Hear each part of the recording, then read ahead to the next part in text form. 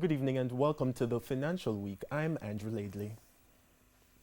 A new study predicts that wind could power the entire world. Research published today says offshore wind power could generate enough electricity for every home and business on Earth. The International Energy Agency said lower costs of offshore wind could totally eliminate the need for using fossil fuels.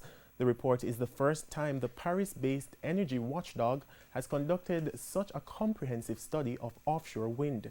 It comes at a time when countries worldwide are trying to reduce carbon use and could help governments meet goals out in the 2015 Paris Climate Agreement.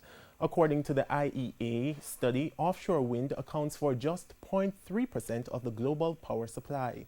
The agency forecasts that it could be the largest source of electricity in Europe in the 2040s. The report says $1 trillion could be invested in the industry over the next 2 decades.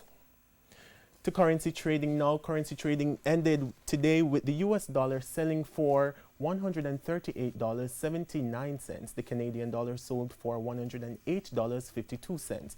The pound is costing $178.13, while the euro is going for $153.70. On the stock market, the JSE index lost 5,024 points today, and the junior market index went down by 30 points. Among the winners were Blue Power Group, Jetcon Corporation, MPC Caribbean Clean Energy, Proven Investments, and Jamaica Broilers Group. On the losing side were Main Event Entertainment Group, Cygnus Credit Investments, USD Shares, T-Tech, Dermont Trading, and Sterling Investments.